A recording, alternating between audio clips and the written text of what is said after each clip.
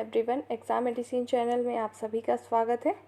हम बात करने वाले हैं क्लास 9 की सामाजिक विज्ञान समकालीन भारत में। हम लोगों ने इसके एक चैप्टर को कंप्लीट देख लिया था। आज ये एनसीईआरटी की दूसरी चैप्टर है, इसको हम देखेंगे। और आपको पता है कि एनसीईआरटी के जो आपको यहाँ पे अध्याय जितने भी हैं इसको प्रोवाइड किए जाते हैं और एक वीडियो में एक कंप्लीट चैप्टर होता है और सिर्फ हम यहाँ पे उसकी समरी देखते हैं। ये वीडियो सिर्फ इसलिए है कि अगर आप एनसीईआरटी की बुक को पढ़ना स्टार्ट करते हैं तो आपको समझने के लिए एक ओवरव्यू है। आप पहले इस वीडियो को देख लेंगे, उसके बाद अगर आप उस पूरे चैप्टर को पढ़ेंगे तो आपको समझने के लिए आसानी होगी। जैसा कि फर्स्ट चैप्टर हम लोगों ने देख लिया था, साइज एंड लोकेशन, भारत की जो आकृति है उसका कैसा आकार है, कैसी स्थिति, इसको हमने देख लिया था। आज इसका सेकंड चैप्टर हम देखेंगे, physical features of India. Bharat का भौतिक स्वरूप देखेंगे पूरा। इसमें भौगोलिक स्वरूप को भी देखेंगे। हर चीज़ें जो भी इस चैप्टर में होंगी एनसीईआरटी बेस्ड है, क्लास 9 की ही है। आप सभी लोग इसको पढ़ने के बाद चाहें तो अपनी बुक को पढ़िए, आपको चीज़ें अच्छे से क्लियर होंगी। जितने भी कॉम्पिटिटिव एग्ज़ाम होते हैं आपको पता है एनसीईआरटी बहुत ही इंपॉर्टेंट हो जाती है वहाँ के लिए। और क्लास 1 से 12 तक की एनसीईआरटी आपको पढ़ लेनी है। तो हम इसके क्लास 9 के स्टार्ट किए हैं। आइए देखते हैं सेकंड चैप्टर को। हम इस चैप्टर को स्टार्ट करें उससे पहले कुछ मैपिंग को देखेंगे। यदि आपको मैपिंग की जानकारी है थोड़ी बहुत भी तो आपको ज्योग्राफी इजी लगेगा, इंटरेस्ट भी आएगा। हम लोग उसी को देखेंगे। जैसे कि आपको पता है पहले चैप्टर में हम लोगों ने भारत की स्थिति देखी थी। यहाँ पर आपको एशिया महाद्वीप में ये है भारत, ये दिखाई दे रहा है, जिसके आकार क्या है, कैसी स्थिति है, ये सब चीज़ों के बारे में हम अपने फर्स्ट क्लास की वीडियो में पढ़ चुके हैं। जिन लोगों ने ना देखी हो, ज़रूरत हो तो वहाँ से देख लेंगे। यहाँ पे आपको ये दिखाने का सिर्फ मतलब यही है कि आप जानते रहिए कि हम सिर्फ इंडिया को पढ़ रहे हैं। आपके सिलेबस में अभी फ़िलहाल यही है तो उसको देखते चलेंगे, ठीक है। आइए हम एक मैप को देखते हैं। ये आपके ही 9th क्लास की मैप से ही लिया गया है, जो कि बेहद इंपॉर्टेंट है। सारी चीज़ें कुल मिला के इसी पर डिपेंड ही हैं आपके पूरी मैपिंग पे। तो इस पूरे मैप को हम ध्यान से देखेंगे। अगर ये आपको मैपिंग में समझ में आ गया तो सारी चीज़ें आपको क्लियर हो जाएंगी, ठीक है। और ये आपको एटलस की अगर आपके पास मैप होगी तो वहाँ से भी आप देख सकते हैं।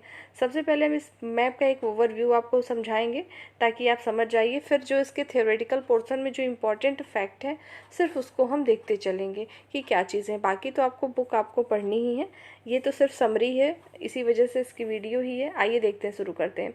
देखिए, पहली बात हम करेंगे भारत को जो भौगोलिक स्वरूप इसका है या कह सकते हैं भौतिक स्वरूप है, वो कितने भागों में बांटा गया है, ये चीज़ें आती हैं। तो उससे पहले मैं आपको एक चीज़ दिखा दूँ। यहाँ पे आप एक चीज़ देख लीजिए।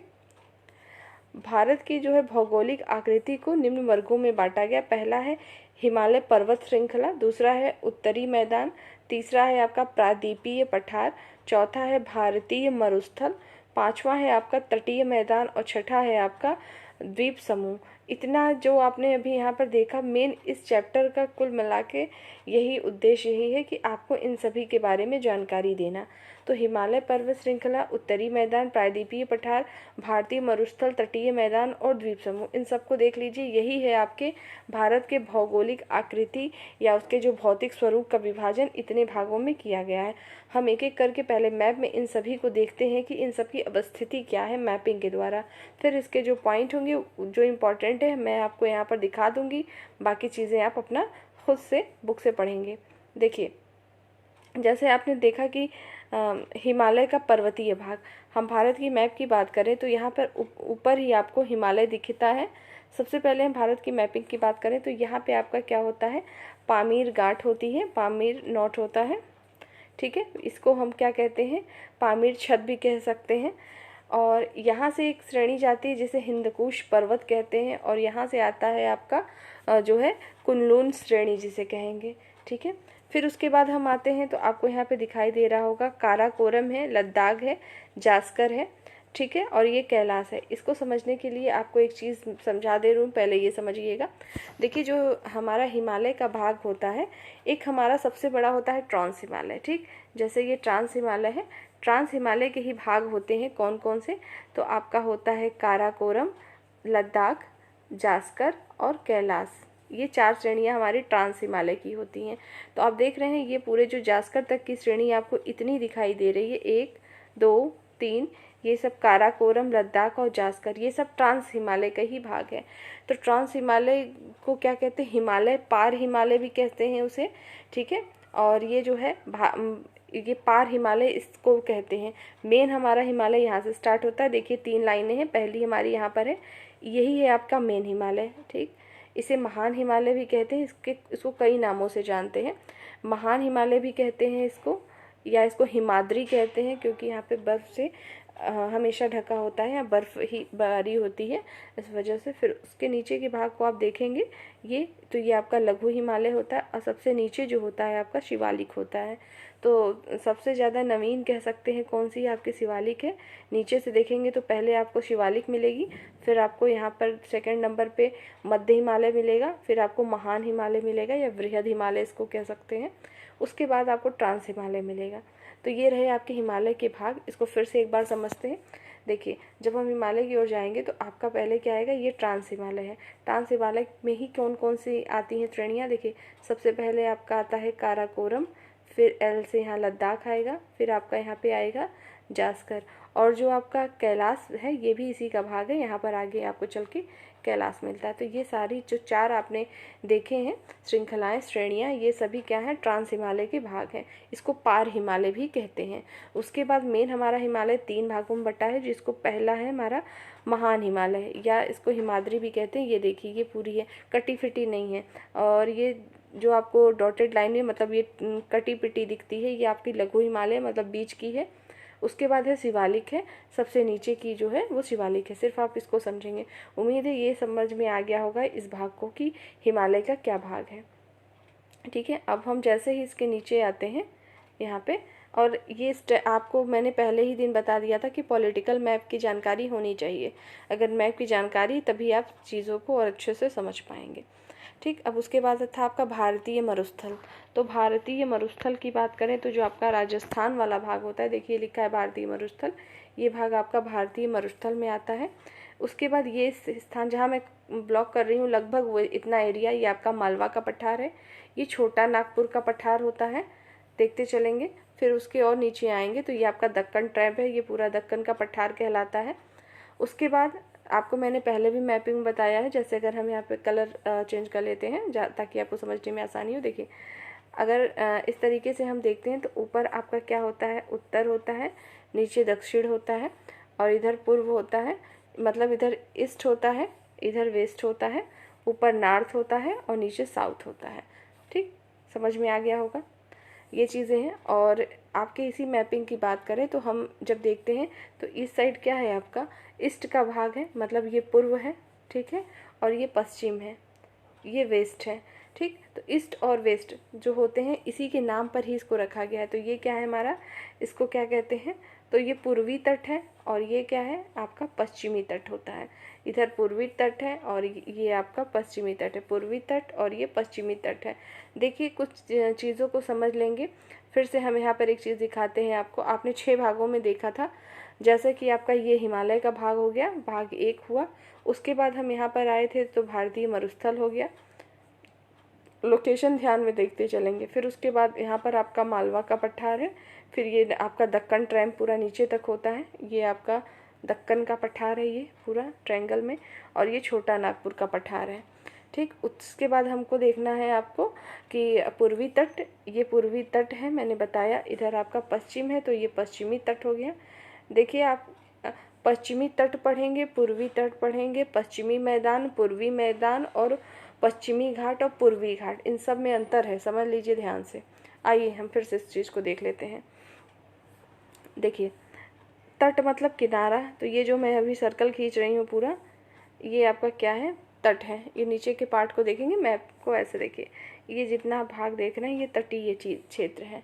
तो ये तट हो गया आपका, ये कौन सा तट हो गया, ये पूर्वी तट है, तट। और इधर की बात करेंगे, ये किनारा जो हो गया, ये आपका क्या होगा, पश्चिमी तट हुआ। ये हमने तट देखा।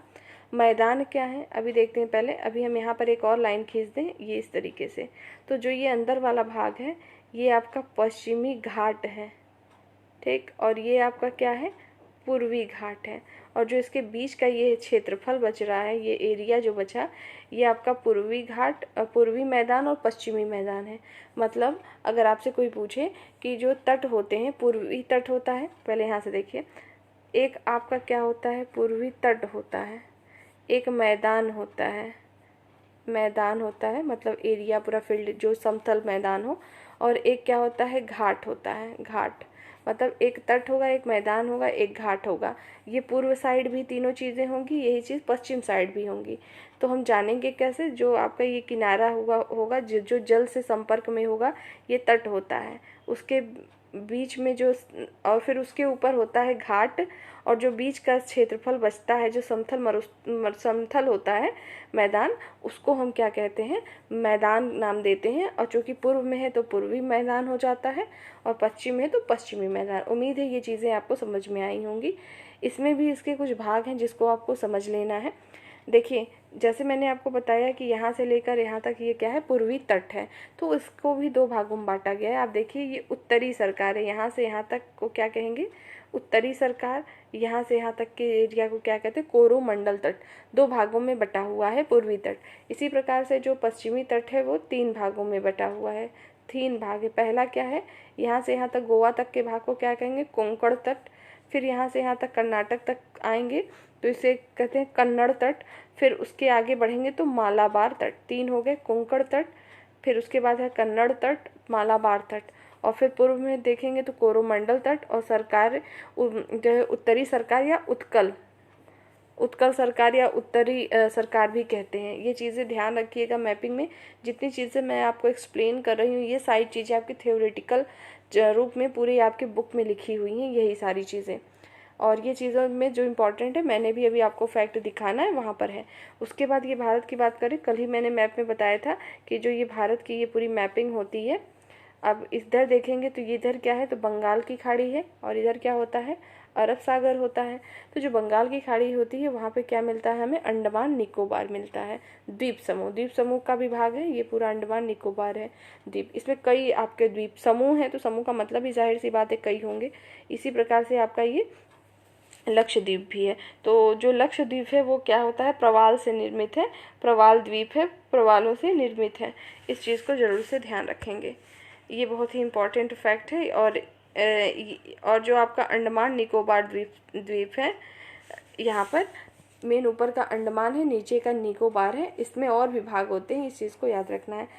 जो भी आपने यहाँ पर लक्षद्वीप दिखा है, इसके लिए इम्पोर्टेंट चीज़ याद रखेंगे। लक्षद्वीप क्या है, प्रवाल से निर्मित द्वीप है, याद रखेंगे। और दूसरी बात, और ये अंडमान निकोबार किससे से विकसित हुआ है, तो हिमालय का भाग है ये अंडमान और निकोबार। जबकि जो ये आपका लक्षद्वीप है, इसको पहले किस नाम से जानते थे, तो लकाय द्वीप या मिनिकाय या एमिन द्वीप नाम था।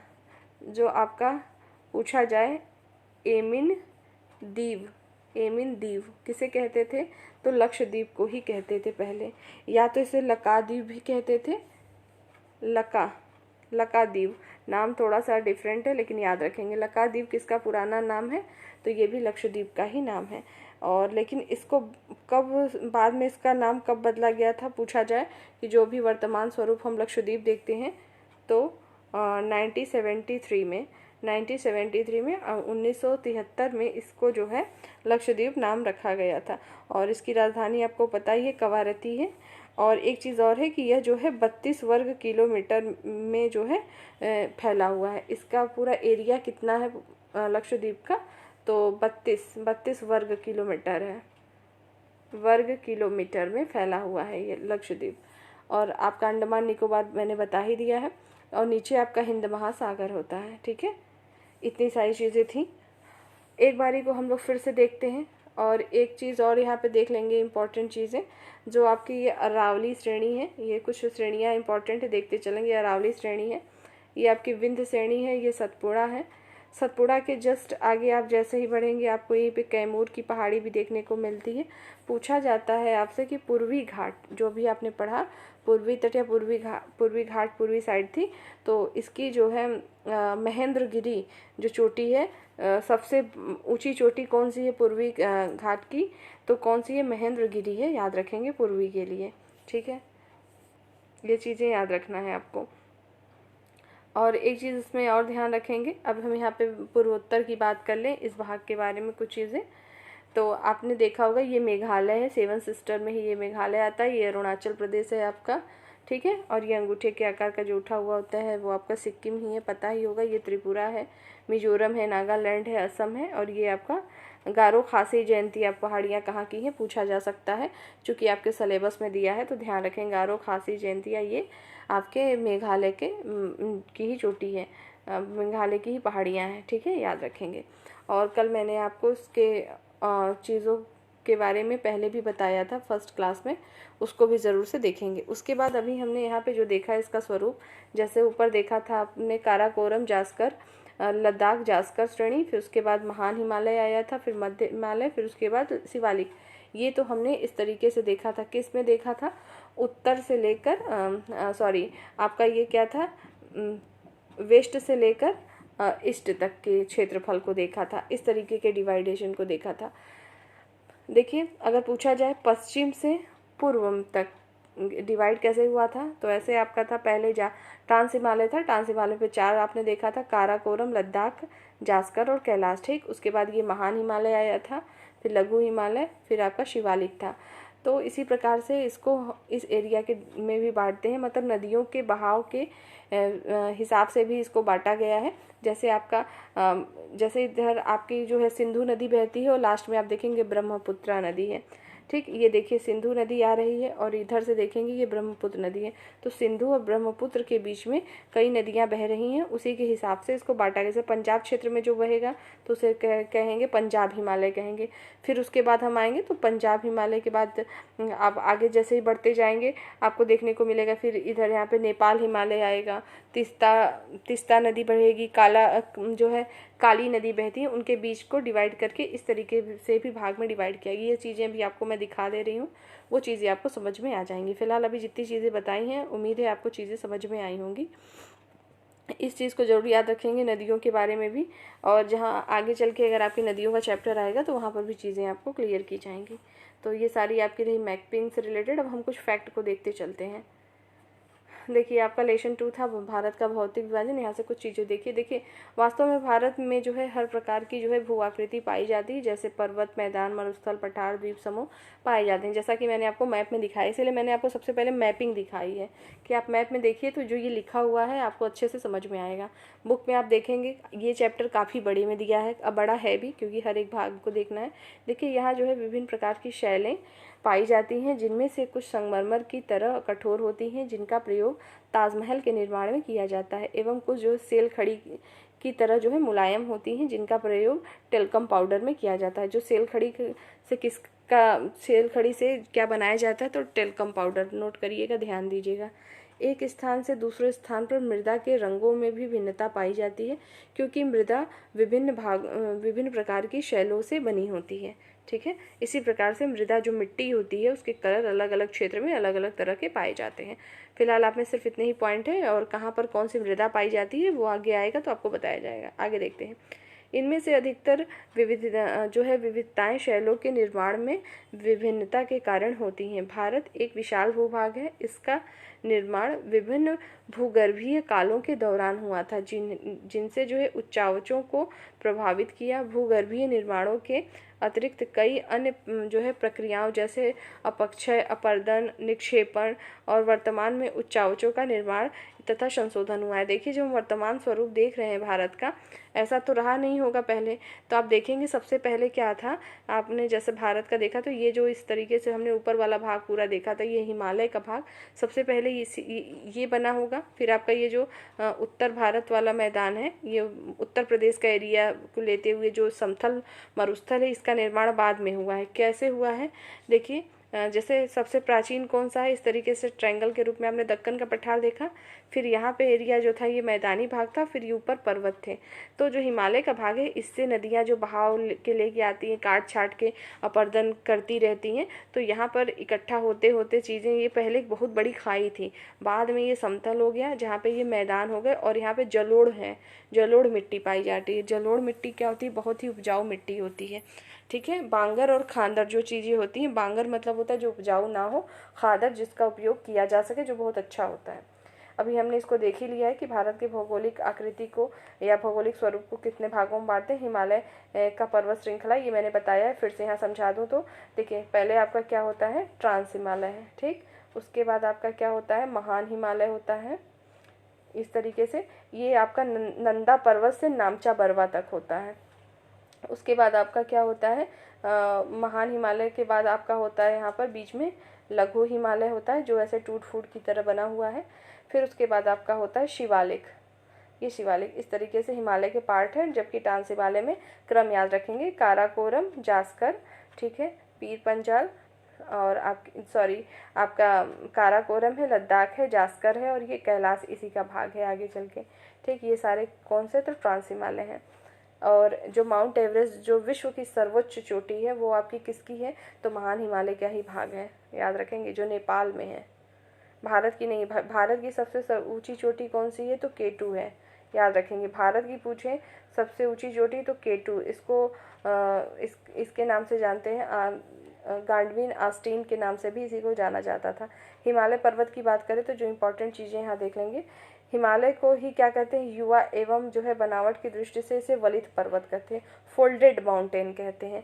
ये देखिए, जैसे अगर हम कोई चीज़ यहाँ पे मान लीजिए कोई बर्तन हो, कोई चीज़ यहाँ पे चिपक गई हो और आप उसको किसी बर्तन से ऐसे से निकालना की कोशिश करेंगे तो क्या होगा, ये फोल्ड होता चला जाएगा ऐसे ऐसे, तो ऊंचाई आगे की तरफ बढ़ती चली जाएगी, इसीलिए इसको फोल्डेड माउंटेन या वलित पर्वत कहते हैं, या जो है इसको युवा पर्वत के नाम से भी जानते हैं। उसके बाद है सिंधु से ब्रह्मपुत्र तक फैली हुई है, जैसा मैंने आपको बताया था कि जैसे ये इधर से आपकी सिंधु नदी जाती है, इधर से ब्रह्मपुत्र आ जाती है। और जो है हिमालय विश्व की सबसे ऊंची चोटी है, मतलब हिमालय माउंट एवरेस्ट की बात हो रही है। पश्चिम भाग के अवक्षेप जो है पूर्वी भाग से अधिक विविध है, मतलब जो इसका पश्चिमी भाग है वो पूर्वी भाग ज़्यादा ही विविध है। और एक चीज़ और इसमें आप जान लीजिएगा, मैप में जैसे मैंने अभी आपको बताया था पश्चिमी तट पूर्वी तट, यही बता दे रही हूँ, इस तरीके से था, ये तट था, ये मैदान थे। तो जो पूर्वी मैदान है वो ज़्यादा चौड़ाई में है, मतलब इधर एरिया ज़्यादा है, अधिकतर नदियाँ इधर को ही बहाव देती हैं। इधर आपकी ताप्ती हो गई, नर्मदा हो गई, एक दो ही नदियाँ हैं जो कि इधर बहती हैं। तो जो पश्चिमी घाट की तरफ जो पश्चिमी मैदान है, इसका जो है एरिया बहुत ही कम है, कहीं कहीं तो मात्र 5 किलोमीटर की दूरी पे पाया जाता है। आगे देखते हैं, इसमें देखिए जो इसकी ऊंचाई की बात करें, लंबाई की बात करें तो 2400 किलोमीटर असम में है ये, और इसकी चौड़ाई कश्मीर में है 400 किलोमीटर, अरुणाचल प्रदेश में 150 किलोमीटर की जो है इसकी ऊंचाई पाई जाती है हिमालय की। उसके बाद हम बात करेंगे महान हिमालय के जो है वलय की प्रकृति जो है सममित है। हिमालय के इस भाग को क्रोड या ग्रेनाइट का बना होता है। जो महान हिमालय है वो जो है क्रोड या ग्रेनाइट का बना है। यह श्रृंखला हमेशा बर्फ से ढकी होती है तथा इसे बहुत सी हिमानियों का प्रवाह होता है, इसीलिए इसका नाम हिमाद्री भी है, महान हिमालय का। आगे देखते हैं, इस उत्तर दक्षिण के अतिरिक्त हिमालय के पश्चिम में पूर्व तक स्थित क्षेत्र के आधार पर भी इसे विभाजित किया गया है। इन वर्गीकरण को नदी घाटी के आधार पर जो है बांटा गया है।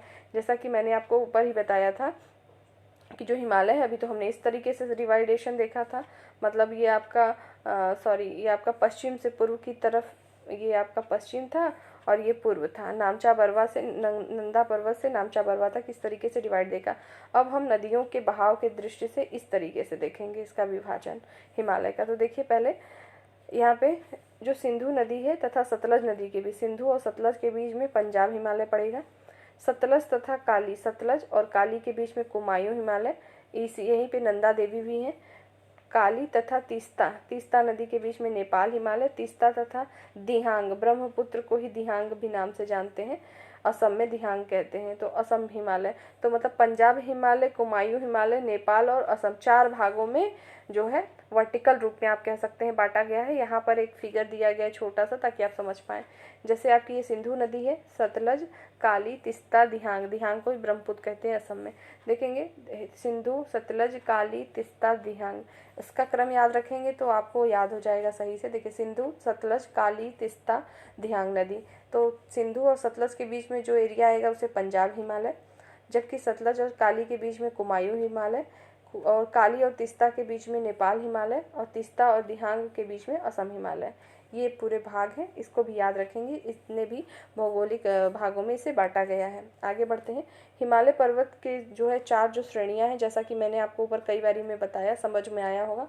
यहाँ देख लेंगे। जैसे ट्रांस हिमालय, ये 600 मीटर की ऊंचाई पर है। बृहद हिमालय या इसको आंतरिक हिमालय भी कहते हैं, जो आप जो है नंगा पर्वत और नामचा बरवा। महान हिमालय का यहाँ से शुरुआत होता है, यहाँ तक जाता है। तो यहाँ पर जो है ये नंगा पर्वत है, यहाँ से शुरू है नंगा पर्वत से, ये नामचा बरवा, नामचा याद रखेंगे, इसका नाम है नामचा बरवा। उसके बाद लघु हिमालय या मध्य हिमालय है। उसके बाद शिवालिक है। ये चीज़ें हमने देखी हैं। अब यहाँ पे हम ट्रांस हिमालय के बारे में देख लेते हैं। जो ट्रांस हिमालय, पार हिमालय जिसे कहते हैं, मेन हमारा ये बृहद हिमालय से शुरू होता है। फिलहाल यहाँ ट्रांस हिमालय को देखिए। ट्रांस हिमालय में क्या है, यूरेशियन प्लेट का हिस्सा है। अधिकांश भाग जो है तिब्बत में है इसका। और काराकोरम, लद्दाख, पीर पंजाल, कैलाश और जास्कर श्रेणियाँ, ये सभी किसके भाग हैं, ट्रांस हिमालय के। केटू काराकोरम में है। काराकोरम में ही केटू सर्वोच्च चोटी जो भारत की है कि इसी में पाई जाती है। बृहद हिमालय में देखेंगे तो हिमाद्री या इसे मुख्य हिमालय कहते हैं। माउंट एवरेस्ट जो नेपाल में है, बृहद हिमालय का ही भाग है।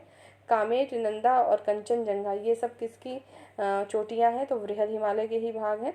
उसी प्रकार से लघु हिमालय के बारे में देखना चाहें तो कश्मीर घाटी, कुल्लू घाटी लघु हिमालय का भाग है। इसी के पास मसूरी, नैनीताल जो घूमने के लिए अच्छे फेमस स्थान है, वो सभी जो है हिल स्टेशन आपको यहाँ देखने को मिलते हैं। तो मसूरी, नैनीताल, मनाली, शिमला, ये सारी चीज़ें कहाँ पर किसका भाग है, तो लघु हिमालय का है। उसके बाद बात करते हैं शिवालिक की। तो शिवालिक को उप हिमालय या नवीन हिमालय के नाम से भी जानते हैं।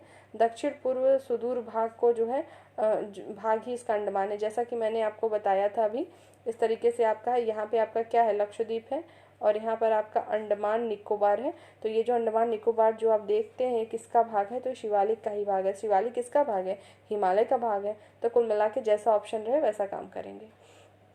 अब हम बात करेंगे उत्तरी मैदान की। बात करें कि उत्तरी मैदान को किस तरीके से यहाँ पे बांटा गया है, तो देखिए सिंधु एवं जो है आपकी सिंधु, गंगा, ब्रह्मपुत्र तथा इनकी सहायक नदियों से बना है। यह मैदान जलोढ़ मृदा से बना है। जैसा कि मैंने आपको बताया, जैसे ये पर्वत है और ये यहीं पे आपको देखते हैं मैदान है। तो ये मैदान पहले नहीं था, ये खाई था, बहुत बड़ा सा खाई था। तो वो भाई अब 1-2 साल नहीं लगा, सोचो कि बहुत अरबों वर्षों के बाद ये मैदान जाके बना होगा। अभी भी ये बनता ही जा रहा है। जैसे कि नदियाँ यहाँ से आती हैं बहाव के साथ, बहुत सारी चीज़ें बहाव के साथ आती हैं। तो जस्ट इसके नीचे की बात करें तो यहाँ पर क्या होते हैं, बांगर होते हैं प्रदेश, जिसको कह सकते हैं, यहाँ वो अनुपजाऊ चीज़ें होती हैं। उसके बाद जैसे जैसे आगे बढ़ते हैं तो उसी प्रकार से ये जलोढ़ मिट्टी का क्षेत्र पूरा तैयार हो जाता है, जो है कि 7 लाख वर्ग किलोमीटर में फैला है। और यह मैदान लगभग 2400 किलोमीटर लंबा एवं 240 से 320 किलोमीटर चौड़ा है, पूरा जो आप मैदान देखते हैं। आगे देखते हैं, नोट कुछ इंपॉर्टेंट पॉइंट है इसमें, देख लीजिए, आप में दिया भी गया था। ब्रह्मपुत्र नदी में स्थित जो है माजुली विश्व का सबसे बड़ा नदी द्वीप है, जहाँ लोग निवास करते हैं। ब्रह्मपुत्र में स्थित ही है माजुली द्वीप, जो कि विश्व की सबसे बड़ी नदी द्वीप है और यहाँ लोग निवास भी करते हैं। दो आप का मतलब समझ लीजिए, दो नदियों के बीच का भाग। दो मतलब दो है ही, आप का मतलब होता है पानी। तो दोआब का पूछा जाए कि क्या मतलब होता है, तो दो नदियों के बीच का भाग। जैसे मान लीजिए इधर से कोई नदी जा रही है ये, और इधर से भी कोई नदी है, ठीक। तो ये जो बीच का एरिया है इसी को दोआब कहते हैं। आगे बढ़ते हैं, प्रायद्वीपीय पठार। आपको मैंने भी बताया ही था मैप में, ये नीचे का जो भाग होता है आपका, यहाँ पे प्रायद्वीपीय भाग ही है। इसके ऊपर आपका मालवा का पठार था, यहाँ पे आपका छोटा नागपुर का पठार था, और यही आपका दक्कन ट्राइब है या दक्कन का पठार है। उसी के बारे में कुछ पॉइंट है, इसको देखते हैं। प्रायद्वीपीय पठार का जो आकार या आकृति है एक मेज की तरह है। जैसा कि इस तरीके से, इस तरह का से आप बना सकते हैं या इस तरीके से बना सकते हैं, लगभग मेज के आकार की, इसलिए इसको बताया गया है, ठीक है। जो कि पुरानी क्रिस्टलीय, आग्नेय तथा रूपांतरित शैलों से बना हुआ है। अरावली पर्वत श्रेणी जो है सबसे प्राचीन पर्वत है, जो कि आपके दक्कन पठार का ही भाग है। देखिए आगे बढ़ते हैं, यह गोंडवाना भूमि के टूटने एवं अपवाह के कारण बनी है। गोंडवाना और अंगारा लैंड दो थे यहाँ पे, इसके टूट फूट से बना है। तो नीचे का हमारा क्या है, गोंडवाना का भाग है, गोंडवाना, और ऊपर क्या था, अंगारा। तो ये वही लिखा हुआ है कि आपके जो है गोंडवाना भूमि के टूटने एवं अपवाह के कारण बना था तथा यही कारण है कि यह प्राचीन भूभाग का एक हिस्सा है और इस पठारी भाग में चौड़ी तथा छिछली जो घाटियां हैं तथा गोलाकार घाटियां पाई जाती हैं। जो दक्कन का पठार है उस पूरे भाग में जो है छिछली टाइप की घाटियां और गोलाकार पहाड़ियां पाई जाती हैं और इस पहाड़ को भी, ये जो पठार है उसको दो भागों में बांटा गया है। क्या है ये? तो मध्य उच्च भूमि और ये दक्कन का पठार। उसके बाद हम तटीय मैदानों की बात कर लें तो यहाँ पे देखते हैं तटीय मैदान के विषय में। प्रायद्वीपीय पठार के किनारों जो कि संकीर्ण तटीय पट्टियों से विस्तारित हैं। जैसे ये संकीर्ण ही तो है जो भी बताया गया था तटीय मैदान। अगर आपने मैपिंग अच्छे से समझ ली, 4-5 बार अच्छे से देख लिया, तो आपको ये जो थ्योरेटिकल पोर्शन है अच्छे से समझ में आ जाएगा। नहीं तो आप थ्योरी पढ़ते रह जाएंगे, चीज़ें समझ में नहीं आने वाली। देखिए, प्रायद्वीपीय पठार के किनारे जो है संकीर्ण तटीय जो है पट्टियों का विस्तार है। यह पश्चिम में अरब सागर से लेकर पूर्व में बंगाल की खाड़ी तक विस्तृत है। पश्चिमी तट पश्चिमी घाट तथा अरब सागर के बीच स्थित है। संकीर्ण मैदान है।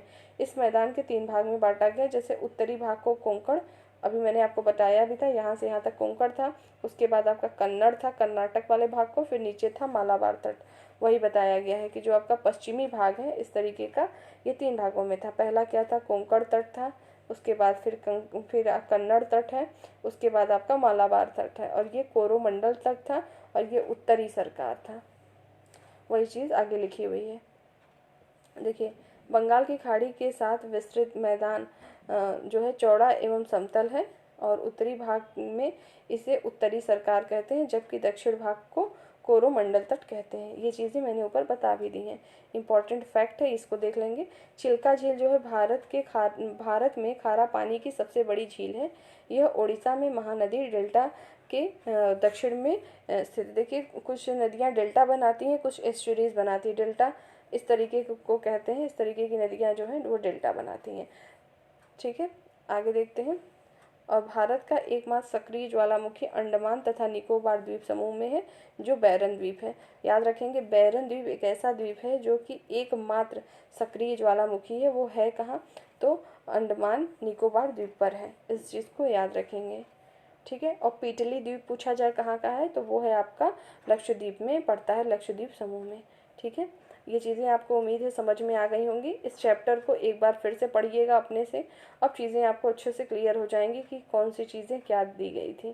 ख़ास तौर से मैप का खासा ध्यान रखेंगे। पॉलिटिकल मैप को पहले अच्छे से याद करिए, फिर चीज़ें आपको याद हो जाएंगी। देखिए, दक्षिण में अगर यहाँ पर बात करें तो ये आपकी अन्नामलाई होती है की पहाड़ियाँ, ये नीलगिरी की पहाड़ियाँ दिया हुआ है। ठीक है, जैसी जैसी ज़रूरत पड़ेगी आपको सारी चीज़ें इसमें बताते चले जाएंगे। ठीक है, और ये आपका उत्तरी यही वाला स्थान है जो है कि समतल मैदान है। देखिए, लिखा है ना उत्तर का मैदान, ये सारी चीज़ें हैं। और यहाँ पर मैंने आपको बता ही दिया था कि ये जो है आपकी कुल-नूर श्रेणियाँ हैं। याद रखिए, पूछा जाता है सुलेमान श्रेणी। देखिए, पाकिस्तान में है सुलेमान पहाड़ी, पूछा जाएगा कहाँ है, तो पाकिस्तान में मिलती है आपकी। बाकी चीज़ें आपको पता ही हैं। कल मैंने इसके पड़ोसी देशों के विषय में आपको बताया ही था। और यहाँ पर है भी, देख लीजिए, ये पाकिस्तान है, इधर आपका अफ़गानिस्तान है, ये चीन है। ठीक है, फिर नीचे आप देखेंगे यहाँ पर, तो चीन के बाद आपको यहाँ पे नेपाल मिलेगा। नेपाल, यहाँ पर भूटान है, फिर ये म्यांमार का भाग है। ठीक है, ये म्यांमार है। ये सब इसके पड़ोसी देश हैं। और श्रीलंका तो है ही है नीचे, मान लीजिए। ये ऊपर में जितनी चीज़ें आपको थी समझ में आ गई होंगी। उम्मीद है इस चैप्टर की चीज़ें क्लियर होंगी। नेक्स्ट वीडियो जब भी आपको मिलेगी तो उसके 3rd चैप्टर को हम डिस्कस कर रहे होंगे। तो एनसीईआरटी के जो है आपको चैप्टर्स मिलते रहेंगे और ज़रूरी नहीं है किसी सब्जेक्ट का, तो कोई भी चीज़ें आपको किस क्लास वाइज मिलेंगी। इस वीडियो में सिर्फ इतना ही। नेक्स्ट वीडियो में हम फिर मिलेंगे। तब तक के लिए टेक केयर। जय हिंद।